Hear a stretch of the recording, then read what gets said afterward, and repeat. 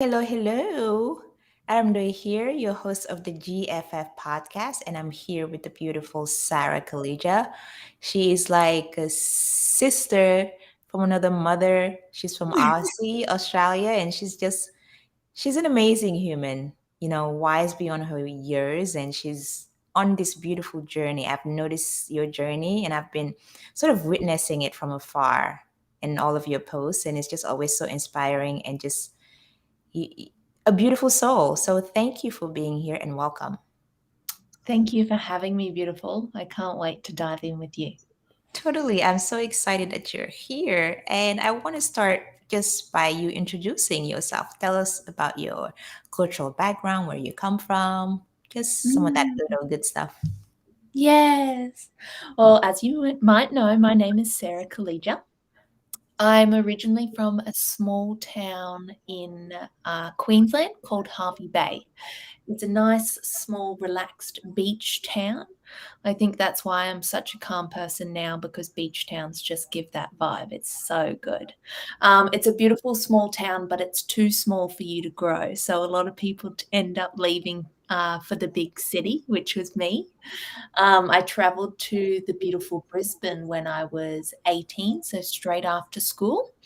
And I just started going into all of that. I worked at cafes, worked at bars, just worked my way around, got a feel for everything. I have one beautiful sister who is older than me, and I've got many parents, is the best way to say that, which means a whole lot of love for me on my front. I love Um, that. so many parents. When so yeah, 18, moved to Brisbane, and I just started figuring out what I wanted to do. So just had that real curious phase in my life where I'd put my hands in all different pies, go a little bit this way, go a little bit that way, and just really got a feel and understanding for what I truly did want to do in life. And I'm still figuring that out to this day. But having that curiosity for me was a big thing that I wanted. I didn't leap into university or anything because I was so unclear on what it I wanted to do. So I just wanted to have a feel and get an understanding of where I did want to go. Mm. That's awesome. I mean, like, and the fact that you know that you're still figuring it out, which is like I feel like every single person on earth, we're just sort of figuring it out as we go, and that's what the journey is, isn't it? 100%. Yeah. 100%. So I want to ask you, like this is a question I like to ask anybody who comes on, and it is, what does it mean to you to be free and fulfilled? Ugh, I read that question. I was like, oh, one of my favorite questions. Free and fulfilled. So I'm going to touch on free. Freedom to me is to have flexibility and passion in your life, to not have to do things on other people's terms, to be able to choose when you want to take a break and choose when you want to do more work and have that flexibility and freedom in your own life. And I think that's what we all crave when we're like, I don't have enough time for myself. It's because we're stuck in times of that we have to do things and we can't have that natural flow of our lives. There's a time to rest and there's a time to work hard, and if you don't get to choose, it gets sticky for me. Hmm. Um, Fulfilled is waking up on purpose, is knowing that my work is bigger than myself.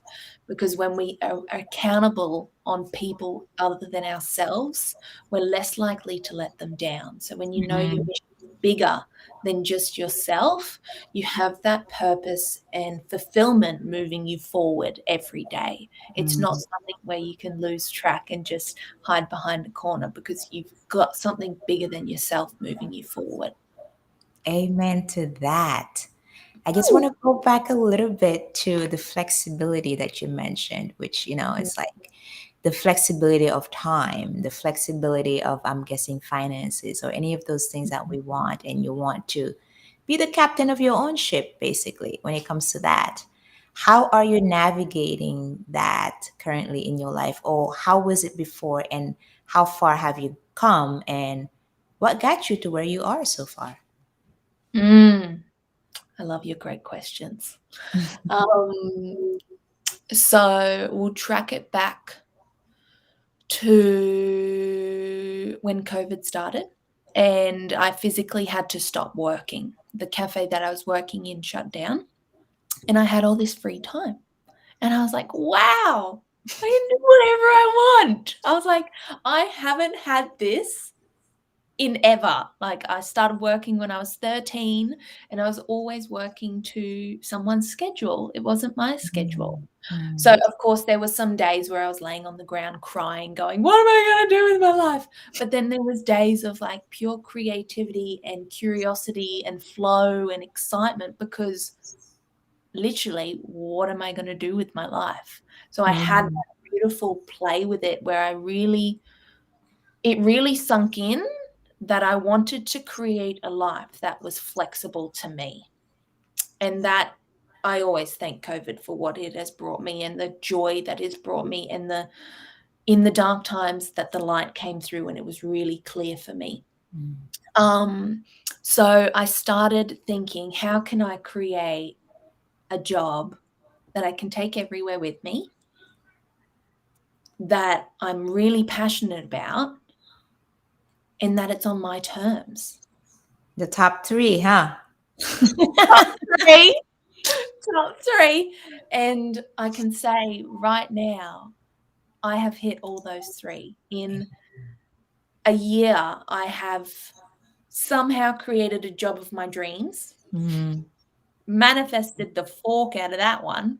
I work for a company that helps unblock the issues in our tissues and helps you move forward in life. And I can do it from my laptop wherever I want. And I'm a contract worker, so I can navigate it around my time and my schedule. And if I've got work to do, I know how much I need to do, and then I can stop and relax. And I got to that via having this vision of my head of this is my life. It wasn't this is going to be my life. It was this is my life. So let me just like hone in on that a little bit because I feel like that's so important. So the vision that you had, was it you were not living it yet, but you already had the vision in your mind? Yes. So So what was as the story that you were telling yourself as you were having that vision? well, it wasn't so much a story. It was just I was living it. So actions meaning I would take my laptop when I wasn't working in the shop. I would take my laptop and work in cafes, just doing random things on laptops. I would travel to Airbnbs a lot. I would live out of my suitcase. Like I would start implementing these things I was still working 5 days a week at a shop on their time. But I started implementing things that I really wanted to see in the future. I started clearing out my house of all the things I wouldn't want to take with me while traveling. So I started doing these things to move me towards what I had already created, my manifestation and my dreams. I started doing the action steps that the universe knew I wasn't joking around. This is happening. And also I knew that all of these steps felt right. I loved being in cafes working. I loved being able to grab my life and put it in a bag for a couple of days and have that non-attachment with all of my things in my house and create that freedom and flexibility for my work. So really implementing what I saw in the right now as it's happening right now, because we know that's how manifestation works. It's not I want to have that, it's I've got that. It's here Already. right now. So that was really powerful for me. So when you were doing that, was there ever a moment where you had doubts or you thought, this thing that I'm manifesting, that I'm, welcoming into my world, am I even worthy of it? Because I feel like with manifestation, there's a big piece of self-worth, like that subconscious self-worth, like you make those affirmations. Yes, this is my life, this is I want. But there's also, I feel like that deep level of self-worth that if it's missing, I'm not sure that it's likely to manifest what you actually want. So what was that piece of self-worth for you? Yeah. And manifestation in the beautiful way is if you're thinking negatively about it, you'll get that. So like, I get what you mean. Like, how did I keep that that frame in mind? When I was manifesting it, I didn't even know the job I was going to have while having this freedom. And I think that's a really beautiful thing that I want to tap on, is the non-attachment to the outcome. Because if you attach yourself to an outcome, you start to get that resistance because you're so clear on how the outcome's going to be. And if it sways differently, that's when the negativity and self-doubt comes in, because it goes, oh no, it's not going to this exact path that I envisioned. That means I'm not getting my manifestation. And then you get that resistance and that negativity. So I just viewed it as, I'm going to be working from my laptop. And whatever that may be and whatever that may look like doesn't matter. I just know this pure feeling. And there was no doubt there because it was a knowing for me. I knew I was going to be working with flexibility, with freedom, with fulfillment, all of these words. Like, I knew I was going to be doing it, so I didn't have a doubt. But if I attached my manifestation to, say, working for a particular company in a particular role, it might have been very different because I maybe wouldn't have got it exactly how I wanted. And then I would have had that negativity and that self-doubt of, I'm not going to get it. I'm never going to be able to just work from my home and cafes and wherever I want to. And that is where I feel the negativity comes in when I am manifesting, because it does happen sometimes. I attach myself to one particular outlook and outcome. And I notice when I do that, I have those resistive thoughts, and it becomes that stagnant moment where you're like, you can't actually manifest and move forward because you're attached to the outcome. Like, I 110% agree with that. But then my question becomes, because I know a lot of people, even myself, I've gotten to that place. I'm like, yes, I want to manifest, but I find myself still holding that desire, like that want and that need. And I know that that is a block when you're so attached to the outcome. Most likely it's not going to happen because it's just, like you want it to happen and prepackaged in a certain way. And then that's not how the universe works. So how were you able to detach yourself?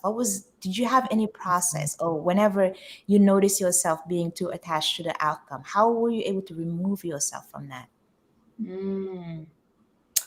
I'll share a little story where I really blew the roof off my attachment. And from that day, I was like, well, here we go. It was in the middle of COVID as well. And I got to the point where I had no job. I had no income. I recently had bought a property and I had payments to pay. Yeah, I had all my bills, and I was sitting in that moment having a complete meltdown of, how am I going to rebuild myself? How am I going to pay my bills? And I had to do the work, and I had a real block with money. And I had so much fear and attachment to money. So much that I believed if I let it go, it would never come back in. This is juicy. I love this. And I stopped putting out money because I was so scared of losing it, and I just held on to it. Where do But you what think that came from? That I money tied it block, back that belief. to my childhood. Mm. My mum and my dad. My dad has money, and my mum didn't have money, but they both didn't want to let go of it. Of the fear of, will it come back in? We have X, Y, and Z to pay for. We have this money right now, but if we get rid of it, we're not going to be able to pay these other things. Didn't have that natural flow of in and out. And I tied it back to that. And what really helped me release the attachment from money was to look at the worst case scenario, absolute worst case scenario. So I'm sitting there with no money to my name, bills coming in, And I'm going, worst case scenario, I lose my house. Okay, that's not too bad. It's an item. Worst case scenario, I ask my mum and dad if they can support me in some way until I can find my feet. All right, that's not too bad. They were the worst things that I could come up with. And when I looked at the worst case scenarios, my fear and attachment to it dissolved. Because what is fear? Is it the fear that we're going to die? Is it the fear? There's so many different fears that we can have around things. But the thing is, I was not going to die. Number one fear, public speaking and death. I wasn't public speaking, so it's fine. You are now. But I wasn't going to die. I remembered I have people around me that I love that would support me and help me in these times. And that dissolved the attachment of my money and the fear that I had around money too. So if you look at back in the situation of me creating a life of freedom, worst case scenario, if I attached myself, disattaching myself from the outcome. If I wasn't earning enough income, I could go home and live with mum for a couple of months. I could go and live with my sister for a couple of months. I could go and live with a friend for a couple of months while I got back on my feet. Mm-hmm. I could sell my furniture, bring some income in to continue moving towards my purpose and my fulfillment that I wanted to reach. I think so often when we're trying to manifest something and we're attached to it is because we're so afraid of failing. But what is failure? Failure to me is just redirection. It's moving you in a different direction to help you get to where you want to be. Exactly. Yeah. So did that answer the helpfulness of non-attachment? Yes, absolutely. And I want to talk about also, like that fear piece that you mentioned, So for you, I'm assuming when you were able to really look at what the possibilities are, like the worst case scenarios. So when you looked at those, you were able to sort of dispel the fear. Yeah. Yeah. Yeah. Okay. And now, so when did you become aware that this is exactly where I picked up these money blocks, like these limiting beliefs on money?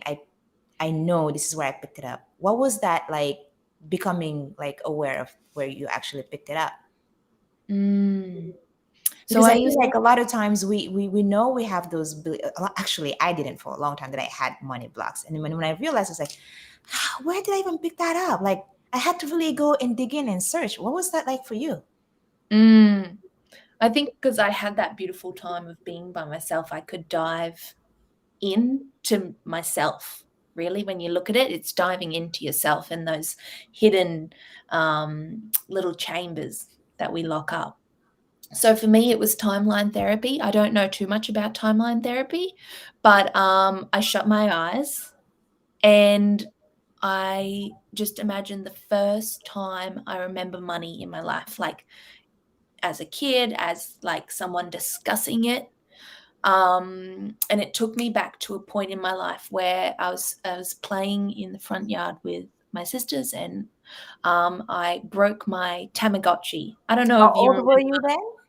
I was probably around 7, Mm. and I broke my Tamagotchi, and I went to my mum. I said, I need a new Tamagotchi, and she's like, no, we can't afford that.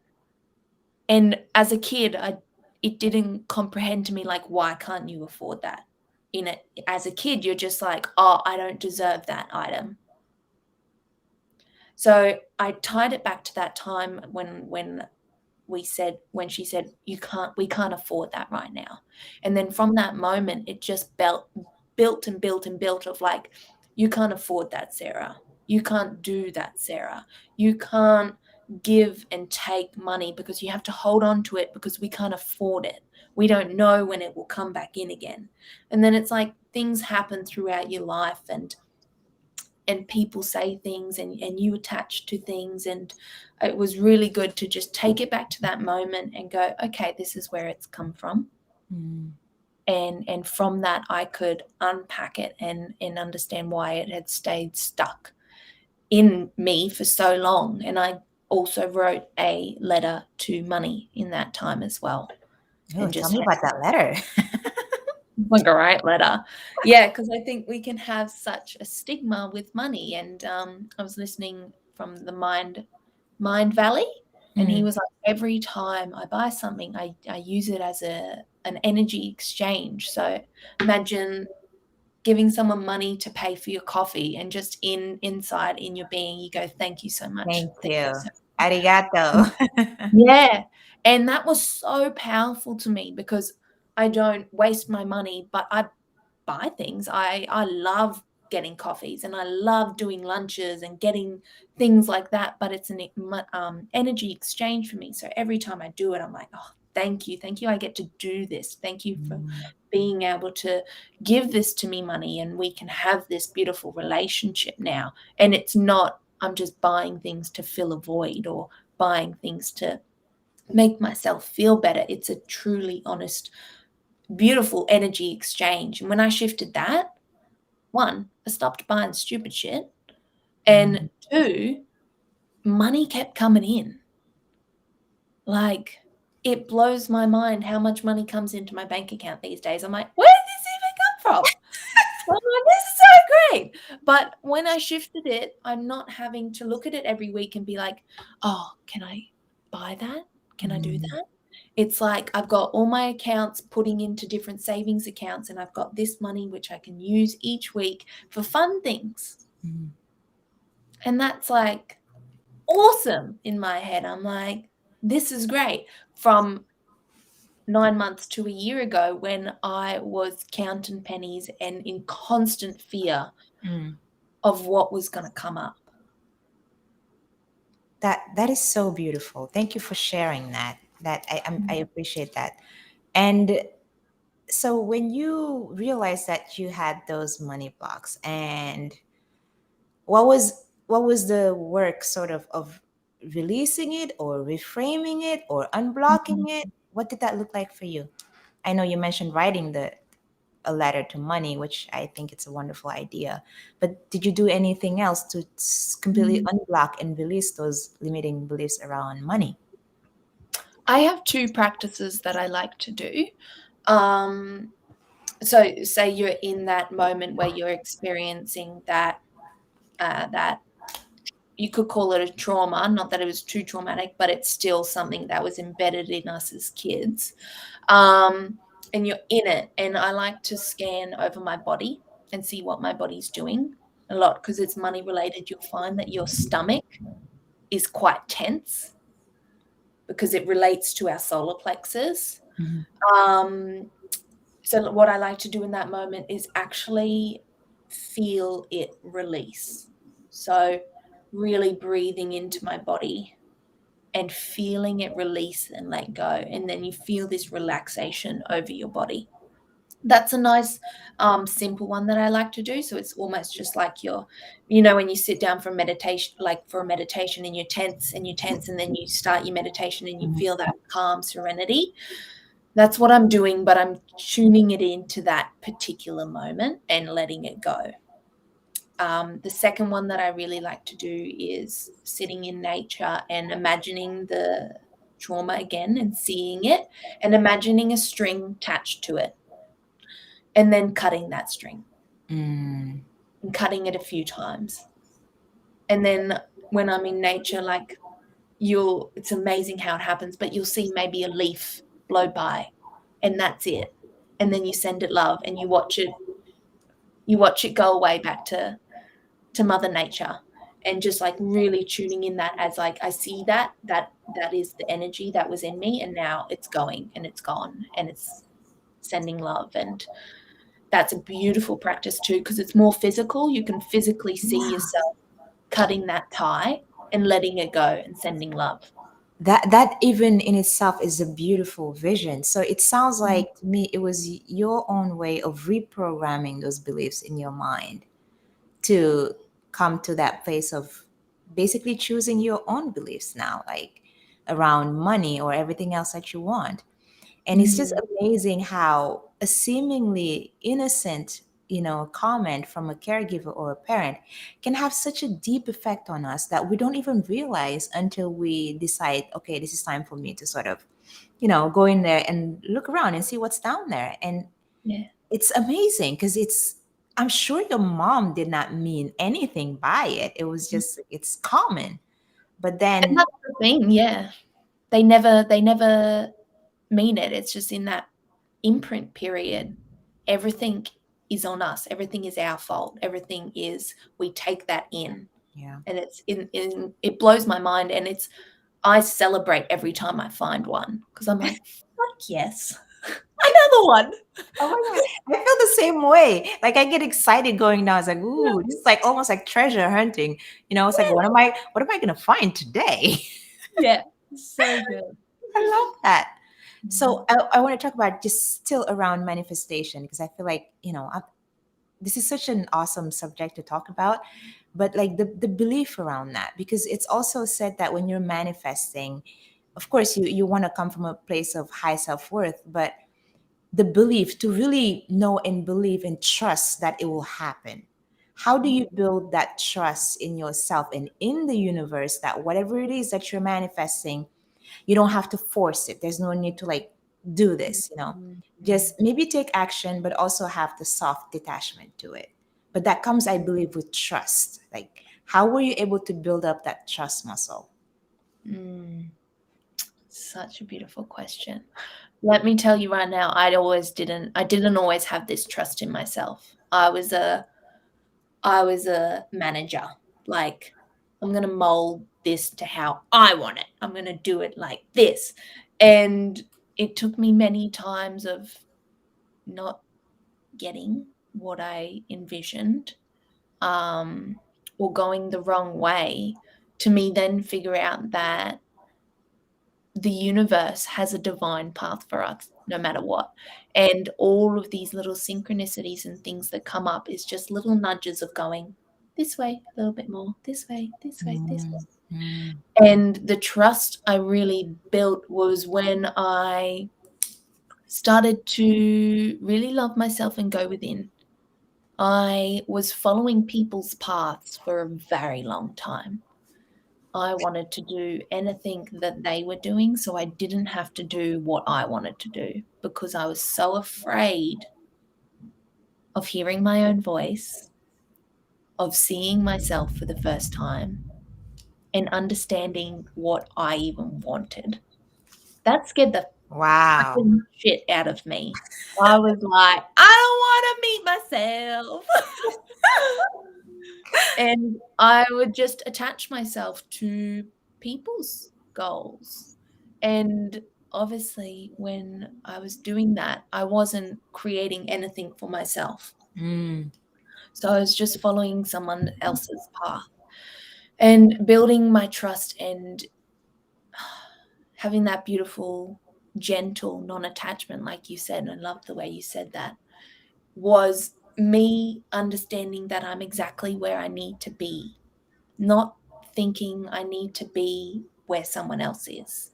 mm, And I still struggle with that to this day because I'm surrounded with so many amazing people doing amazing things. It's easy to go, oh, I'm not doing enough. But me as Sara is exactly where she needs to be right now. If she was meant to be somewhere else, she would be. So exactly. understanding that divine process has really shifted the game. And it's a constant mantra that I say to myself, you're exactly where you need to be. Because I get pulled into that loop quite easily still of seeing other people's paths and being like, I need to be doing better. Mm, Versus, wow, that's inspiring. Maybe I can start implementing that into my life and feel into it, feel that curiosity, not that I'm not good enough. Because if you're manifesting from that I'm not good enough stage, I need this, right. that's such a negative and resistance. Yeah. You're not going to get anywhere and you're going to make yourself feel like crap, to be honest, because you're constantly going to be coming from that lack. So the way I shifted that was doing my inner work and trusting myself and not needing the guidance of others to know what I want. So that was And really whenever powerful. that urge came up, you were able to come back to yourself and say whatever you need to tell yourself to remind yourself of that, because we need constant reminders of certain things, because you will get the urge and then you remind yourself. I love that. This reminds me, I was reading the book Letting Go, and in it, the author talks about, desire. And I never understood desire that way until I read it the way he says it, meaning like when you desire something, you are basically telling yourself and sending a message to the universe that I don't have it. I was like, what? He's like, yeah, like desire, that want and that need, it comes from a place of lack. It comes from a place of scarcity. You're sending the message that I don't have it, as opposed to the opposite of that. Yeah, you can want it. It's not about not wanting things. You can want it, you can have goals, but set the intention, maybe take action, but then let it go. Yeah. Like, let it go, which Mm. is, I think it's that piece oftentimes that's missing when we're manifesting. We're almost like, there's someone who calls it, she calls it dog paddling. It's like, yeah, like on the hamster wheel. I'm trying, nothing is working. It's not working for a reason. Mm. And I When, love the grace that you have with all of this. yeah, thanks, beautiful. When someone says, my manifestation isn't coming into reality, it's like, if you're even aware that there's a timeline on manifestation, you're in the wrong headspace. Mm, There's things that I dreamt of when I was a kid that are happening now. It's some will happen instantaneously and some it's a long process. So it's just knowing that desire in a different way and reframing that and just mm, having that knowing is just, yeah, so powerful. yeah. And I wanted to ask about the list. I know we keep talking about manifestation, but it's like, it's such an Love amazing it. topic. It's like, it's common when people are manifesting or doing some manifestation work to have a list, like to write down a list. Did you have a list when you were, doing that work? I've never had a list. I've Interesting. never written. The only thing that I have ever written down is, and I've never said this to anyone, so this Oh, is yeah. I feel so this is special. none for you, is that I'm going to interview Brene Brown on my podcast. Oh, yes. That is the only one that I have ever, and still to this day, like that was when I first read her first book, probably around 5 years ago now. I set that in motion. And still to this day, I'm like, I can't wait when Brene's on my podcast and we can talk about this. And it's like that belief and that certainty that it's happening and that I'm not giving up, but there's no timeline on it. Sometimes you can put a timeline on your manifestation, but sometimes you don't need to. You don't have to have that deadline. Yeah. And I mean, that's what it, maybe I think maybe trips up a lot of people, having a deadline. I like, Mhm. why even have a deadline? Because it's out of your control. It's like when we're trying to put a deadline, we're packaging it, putting it in a box. It's control. I Mm. get it. We are so prone to controlling circumstances, but most things are out of our control. Set the Yeah, intention and sort of like, let the universe do its thing. It yeah. doesn't mean that you just sit back and do nothing and don't take any action either. It's Mm. like always striking that Important. balance. Take action for sure, but action without forcing things. Yeah, and I'll share a quick thing of I've used dates and I have not used dates. And the successful ones with dates are once again not attaching myself to the date and allowing. So it's almost like you put something, you put a coin in a money jar and then you leave it there and you Forget keep about adding to it. it and you keep adding to it and then you open it on the date.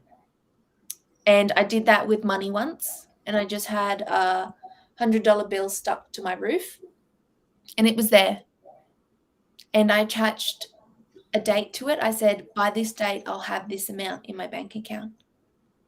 But I wasn't going, oh, is it there yet? Is it there yet? Is it there yet? I just allowed it to happen and I forgot about it. I even forgot that the $100 bill was up there. Like, because you naturally just get used to your surroundings. But then I talked to a friend and she went, oh, how did that money manifestation go? And I was like, oh, crap, I forgot. It was last week and I had started an Airbnb and I got a $1,400 payment right into my bank account on that day. Wow. So it was, once again, not having that attachment to it Mhm. and allowing it to flow. But if I had that attachment of, oh, it better be coming, oh, I can't wait to see this money, different energy, you're putting that out to the universe. Mhm. That's lack. The universe Right. knows it's Yep. not stupid, and then Mhm. it's not going to happen. So Yep. dates are useful, but once again, what energy are you putting to it? Thank you for sharing that. That is such an amazing gold nugget. And now, going deeper into manifestation. I had no idea we were going to talk about this, but this is freaking amazing. It's This like is good. also, tests. Like we get tested. When you're manifesting, testing meaning that you already have your vision, you already set your manifestation list, or you put out the intention of what you want. But then you get these little tests from the universe. It's like little things. It's not quite what you want, but it's almost like it's close, but not what you want. Like, so what do you turn that down, or did you have any tests when you were manifesting? What was that like? Did you have any tests, Mm. or did you recognize it that it was as a test, or anything like Yeah, that? I love tests because they're just beautiful redirections, but it's knowing that it's not quite right just yet. Because sometimes we can settle on the first test and be like, oh, this is close enough. We'll just take this because it will never come back round. I had two potential things that could take me online and work from my laptop. And I was working all of those three jobs at the same time. Mm. So I had all of these tests right in front of me. And I was working them all, and I didn't want to let go of any of them because I was afraid that they might not come back around again. So I shifted that. But I had all these tests here. And I found when I was doing the other two roles that it wasn't fulfilling me.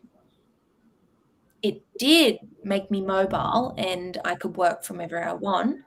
And it wasn't perfect. And I think I say this a You lot. get the two out of the three, so I it's got, still not all three. yeah, I always say this, we settle so often. I said you can have everything you want. And that's really what I implemented in this particular manifestation is you can have everything you want, Sarah. Fuck Stop yeah, you playing can. small. So often we settle at the first one, like this'll do. Like it doesn't fill me up as much, but it does keep me mobile, like I was saying. But it's like after a period of time, your fulfillment cup is dead and gone. Mhm. And then you stay in that because you're like, well, this is the best I can do. Bullshit. Yeah, yeah, agreed. Bull cracker. You can have everything you want. And it blows my mind every time. I'm like, this is so exciting because you can. You just have to be willing to not attach to the outcome and see where it goes and have that curiosity. And my biggest takeaway, if you don't ask, you don't know. Yeah. If you don't ask, you don't know. So I started with the job that I'm at now as 10 hours a week. I asked, I did more hours. I asked, I got more pay. I asked, I'm now full time. Hmm. If I did not ask, I would not be here. So the power in that, and I also asked to leave my other roles and put myself first because I couldn't manage 5 jobs at once, Mhm.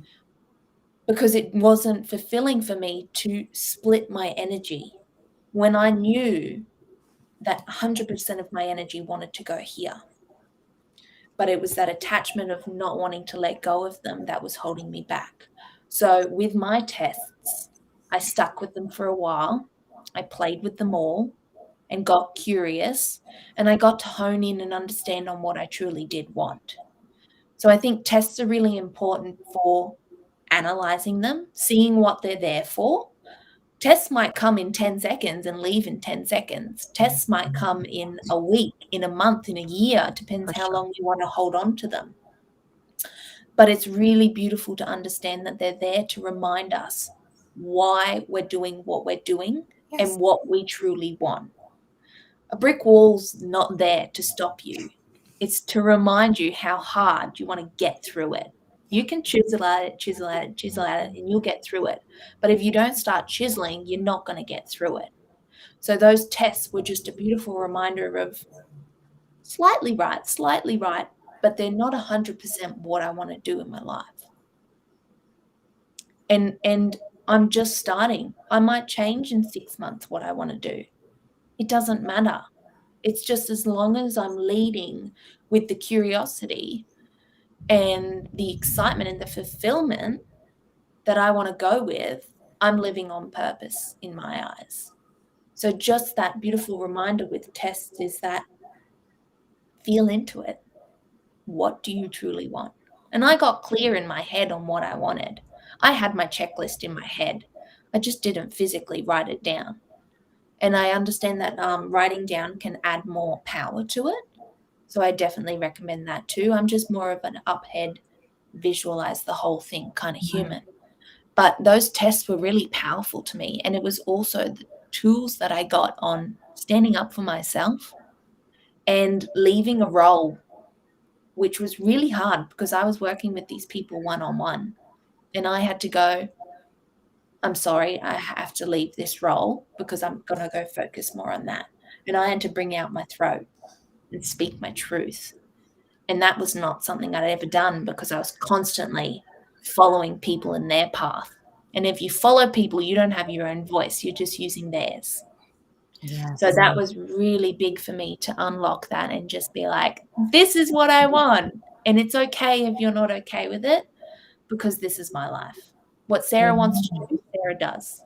Amen. I love that. Like, that is so Mhm. awesome. And I just want to go back to that piece of asking. If you don't Mm. ask, you're not likely to get anything. So, like, that asking part oftentimes is not an easy thing, especially for women.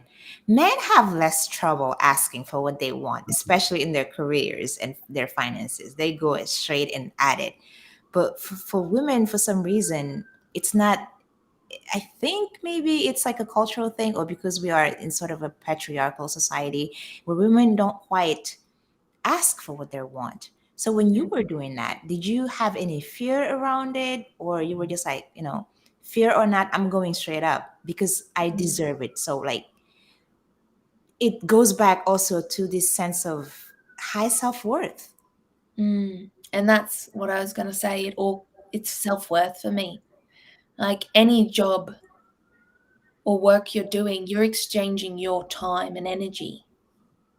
And that's worth something to me. That's worth a lot to me, which I've only just discovered is that my time is precious. Do I want to be spending it doing this? Do I want to be spending it doing that? And that also started with me saying yes and no to things that I would normally always say yes to. Do I want to be investing my energy in this? My life is wild and crazy, but it's also precious to me. I have a certain amount of time here, like we all do. So, how do I want to be spending my time? And that's when I really came to the money thing of you are worth this amount of money. You're worth endless amount of money. And I was shit scared, don't get me wrong, because you're putting yourself on a line on a silver platter and being like, I think I'm worth this much. You're sending it to a person that you obviously put in, you care about and you think highly of. Hopefully you do if they're in your employer. Um, And you're literally going, do you think I'm worth this much? Like, that shit's scary. I'm like, this is daunting. And it's the thing I go back to is you don't know until you ask.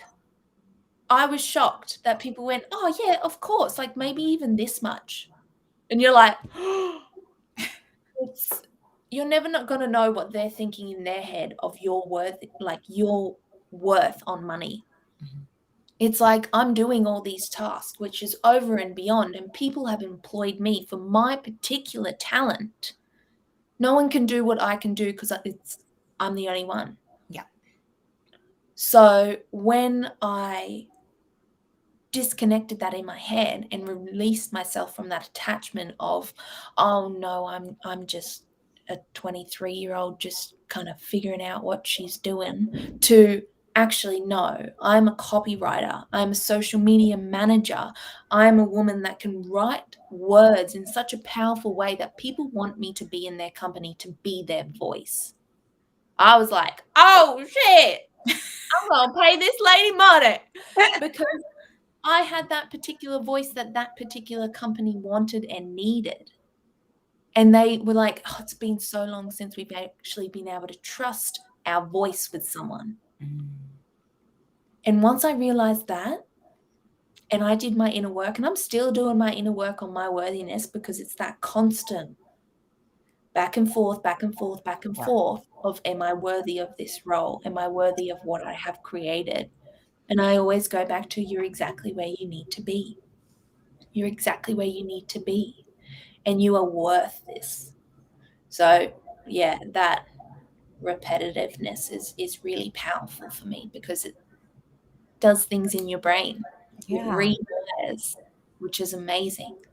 Did I answer your question? I just completely Yes, you forgot I totally wanted. did. You totally absolutely did. So thank you for that. Like I want to, because I when I'm hearing you, in my mind I'm thinking like almost like co-creating with the universe. You know, it's like we are our own beings, and when you're setting those manifestation, you know, goals or whatever they are, you know, also you're putting it out there into the universe, and the universe is gonna send you some things like the test and the actual thing that you want. So it's like you're almost like working with the universe, or you co-creating somehow with the universe, and sort of deciphering what it's being sent your way. Yeah, So definitely. what is a relationship that you have with the universe? How are you co-creating with it? It's a beautiful dance, I like to call it. A dance with the divine. It's a, I have my things that I do. Um, but it's really every moment that I hear things in my head, I take it as a response from source, from energy, God, you, Buddha, whatever you want to call it. I have a beautiful one called Claire that I talk to a lot, and she's my spirit guide.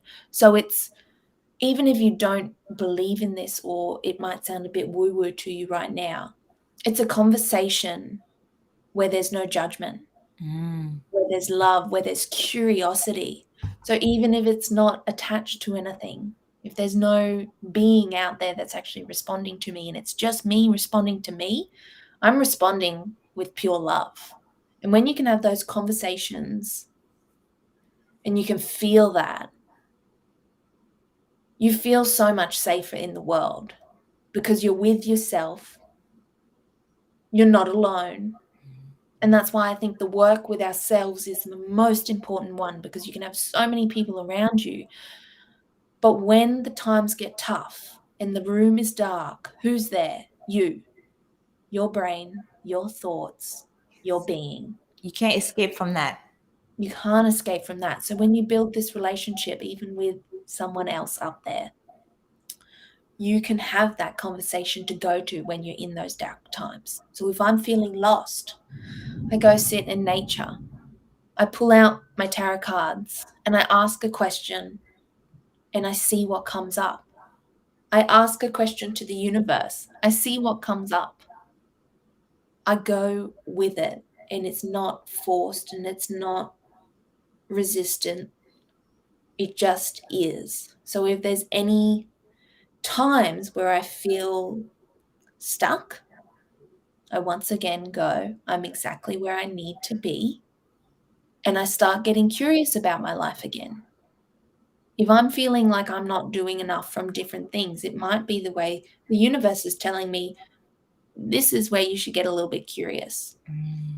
This is where you should get a little bit curious and view it in that different way. And then I can actually start making actions, doing the work, but in a beautiful way, not in a lack state. So that's just, yeah. That's so beautifully said. I love that.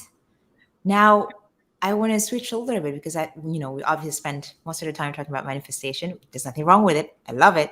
But I remember seeing in one of your posts you were talking about that's one when you were singing about, your throat chakra is open and you didn't even know that it was closed. So tell me about that journey of finally opening your throat chakra and finding your voice. One of my favorite stories. Mm. So the amazing company that I've worked with and now that I'm full time with, his name is Dr. Espen, and he works with chakras and unblocking these. So I went to his 3-day event, already being employed for the company and doing the work. But they were like, you should probably come and do an event. I was like, yeah, that sounds great. Like I knew the work, but I physically haven't sat his work yet. So I attended virtually online. So I was just in my bedroom doing the work by myself. And I think that was exactly what I needed to go within by myself, not have people around me. Because, like I was saying, I used to follow people's paths and people's voices. So, really having to sit with myself and do the work myself was a really powerful thing. And there was a lot of unlocking. Like my heart was open, but the biggest one was my throat chakra. Um, and we went through. I won't go too much into the detail of the content that we did, but I got to write a beautiful letter, and it was a ripple effect after that moment. I didn't realize how much I wasn't saying. Not because it was harmful, not because it was going to hurt anyone, but for the pure fact that I believed I didn't have a right to say it. And that's what the throat chakra was for me, is speaking my truth and not being ashamed, not feeling like I'm not worthy enough to say what I feel. And that's when it all tied into about my pay and my work and everything that was happening from there. And unlocking that, I became the voice of this company. I'd only been working them from about March, April. And I unlocked that. I started going to their events. And one day I got put on the spot and I had to go up on stage and share my journey. I was like, sweating to my core, like real sweating. And I was like, I hope they can't see this. And I got up there and I shared my story. Sorry That's about the that. universe calling. They're like, yeah, she's on it. And I got to step up on stage and share, and everyone was blown away with me. Espen came up to me, he's like, I didn't know you had that in you. We need to get you up there more. And I was like, I didn't know I had that in me. I'm sweating like a pig. And I was shocked because I would never have been able to do that. That scared the crappers out of me. But I was able to get up there and share my truth and share my story and do it with confidence because I was confident in myself and I had opened up those blockages. Mm. And from there, it's just blossomed. I'm singing, I'm stepping up on stage whenever I can, I'm being the fun, charismatic self that I am on stage. And that's the biggest thing people have said to me. They're like, So often people get up on stage and they're prim and proper. They're like, you just become yourself and more. You're vibrant, you're funny, you crack jokes. It's like I'm really stepping into me and being able to open that and talk. And still I don't know what that means yet. I'm just going with it and it excites me. And there's still so much work that needs to be done on all my different chakras, but it's just those small steps what feel great. I lead with fun. I lead with excitement, with joy, with curiosity. And it takes me so many wonderful places. And I think that's the biggest thing that I really do love and enjoy about my life is that I'll never be stagnant because I lead with curiosity. And I think I've seen so many people around me become stagnant and settle that I just get this constant reminder of what are you going to do with your life? Today versus tomorrow to next week. If there's somewhere where I feel like I'm not enjoying it anymore, I just pivot and get a bit curious about it again. And that just beautiful reminder keeps my life fresh for me and it keeps me excited. Yeah, I totally agree. Like that fun and peace of aspect of everything that we engage in. I try to remind myself personally to just play. Like Play. when I think about my, my authentic code, play is one of them. I love play. So everything that we do, even work, shouldn't be work. You should be Yes. able to have fun. You should be able to enjoy it. It should be fulfilled. I feel like we Mm, even need a new word. It shouldn't be called work. no. So I'm thinking of a new word we can call it. Yeah. I was like, What else can it be called? Because work sounds taxing, sounds heavy, sounds mm, not fun. yeah. I don't And think words have power. yes, we're not meant to be here to do taxing things. Yes, Mm, bring some effort in what you're doing, but also bring fun and curiosity, like you said, in it. mm, I so much love that. Love you for coming on and sharing all this wonderful, beautiful stuff. And I want to know like where people can find you. Where I know where I can find you, but everybody else. What do you have coming up? Anything in the yeah. works? So my best place is Instagram, and it's just Sara Calleja _ Mhm. That is where I love to be. I post a lot of random things on there, and I'm figuring out everything at the moment. It's just I've done a lot of pivoting, and a big thing that's coming to my heart is conversations. And I keep meeting people who do podcasts. So who knows? That You might know, be something.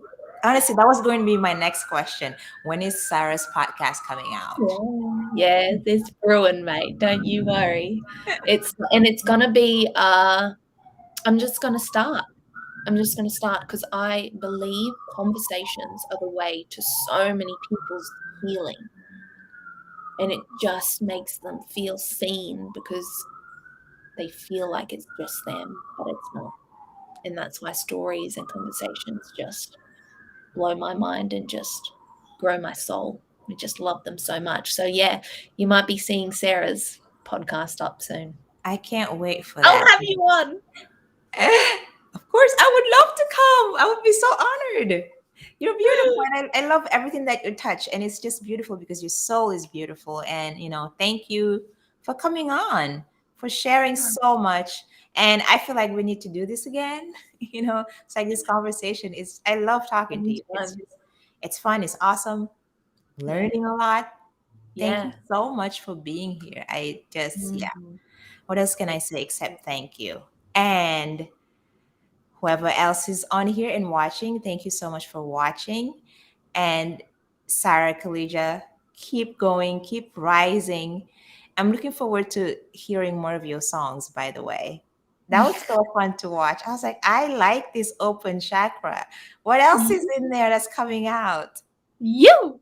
Thank you, beautiful, for being here. I love you, Queen. Thank you so much. And I will talk to you soon. Big love. Bye, everybody.